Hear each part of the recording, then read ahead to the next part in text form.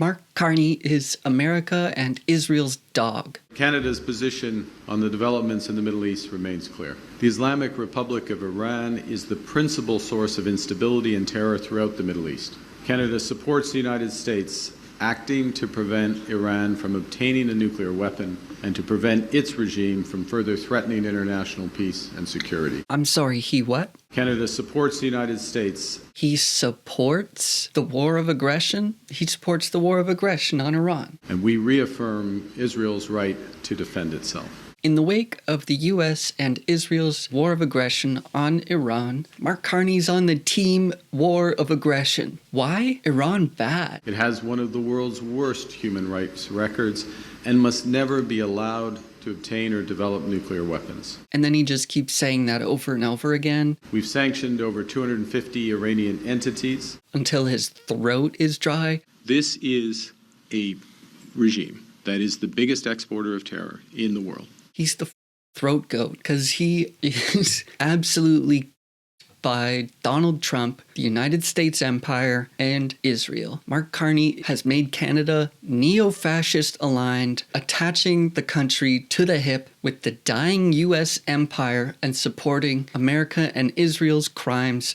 across the globe. Please subscribe to my channel if you want to hear more of my thoughts on Canadian politics. I've been told by a source that every like this video gets pisses Mark Carney off just this little bit much. Mark Carney's famous speech at Davos where he claimed middle powers have to stick together, except for Iran. Iran needs to be obliterated. Canada has long seen Iran as the principal source of instability and terror in the Middle East.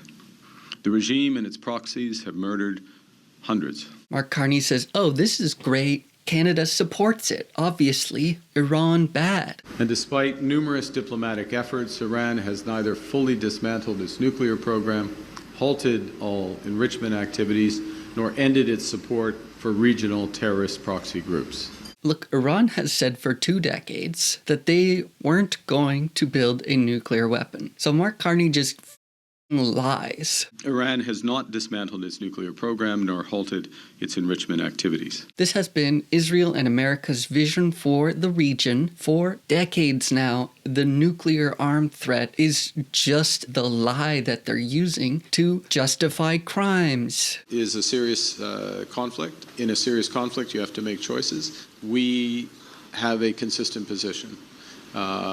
Prevention of Iran obtaining nuclear weapons, prevention of the state-sponsored terrorism that has plagued the Middle East in multiple forms. The Iranian government said over and over and over again for years that they did not want to build a nuclear weapon. When under the Obama administration, they signed the JCPOA, which essentially ended Iran's nuclear enrichment beyond civilian levels, gave international agencies complete access to Iran's civilian nuclear infrastructure, and they got sanctions relief as a result. A couple years after the USA signed it, Donald Trump unilaterally shredded it. The JCPOA was a diplomatic breakthrough that the fascist Donald Trump shredded unilaterally. So this is very important context when talking about Iran's nuclear ambitions. They had already negotiated. So they said, okay, I guess we're enriching beyond civilian levels again. And then Canada, the US empire, threw sanctions on them. We've sanctioned over 250 Iranian entities. We've listed the Islamic Revolutionary Guard Corps as a terrorist entity.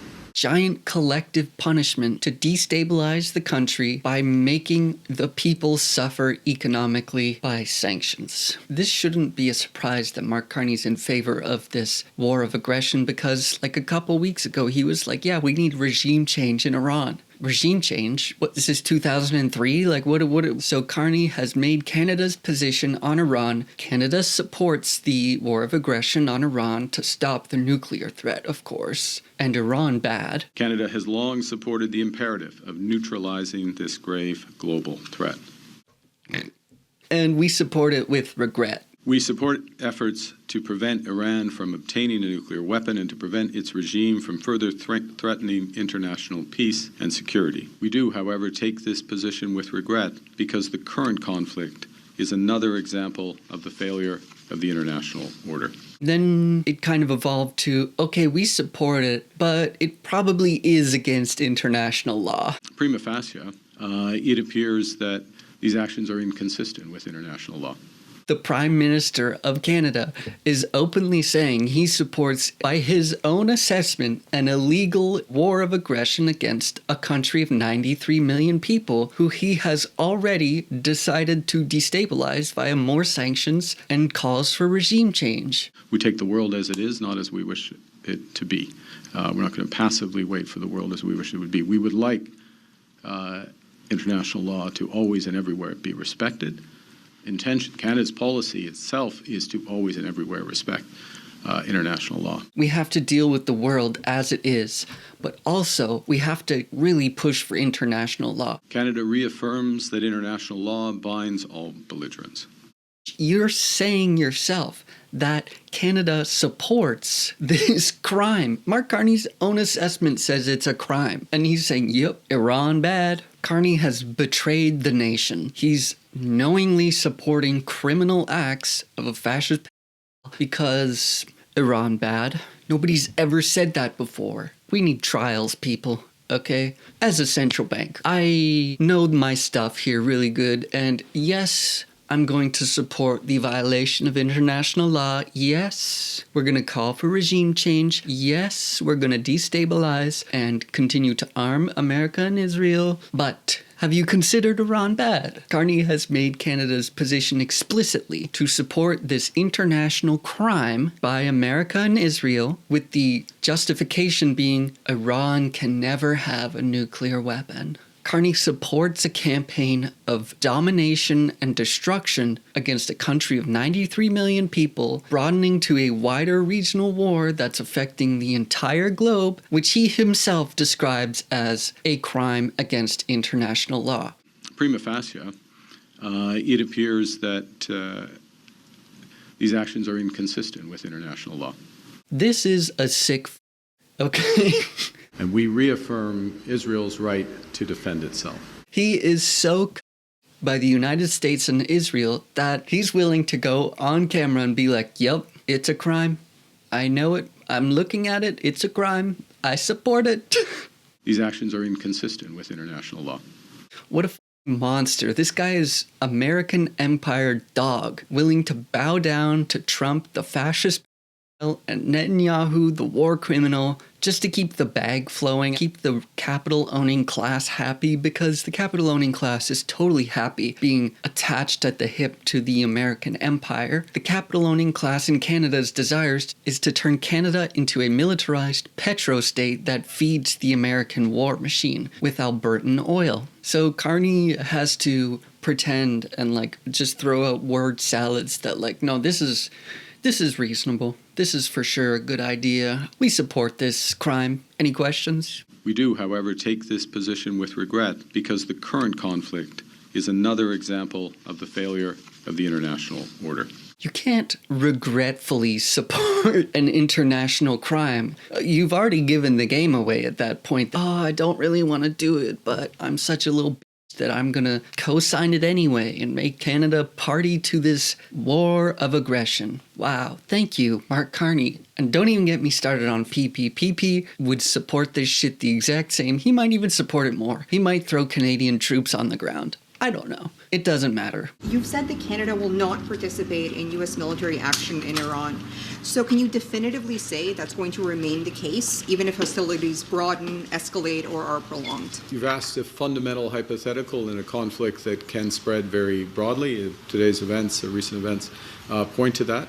So one can never categorically rule out participation. We will stand by our allies. Both the Conservative and the Liberal Party are subservient to the capital-owning class and American empire. So they're going to have similar output when it comes to this crime against the people of Iran. Mark Carney is so that he will knowingly support an illegal action in favor of a fascist who has openly said he wants to annex the country Mark Carney's supposed to be in charge of. He goes along with the U.S. and Israeli campaign of death. Mark Carney's called for a Zionist Palestine. He has materially supported Israel's apartheid and of Palestinians throughout his entire tenure as prime minister. He's just going around the world on Canadians' dimes, living it up as an elite CEO banker, demanding austerity to pay for rampant militarization beyond levels we've seen since at least World War II, and paying for it with the working class suffering, stealing Canadians' resources via austerity. Remember, Mark Carney wants you to sacrifice. That's his plan. His plan is to make working class Canadians sacrifice, but somehow it'll be worth it in the end because we'll be a militarized petrostate subservient to the United States empire. That's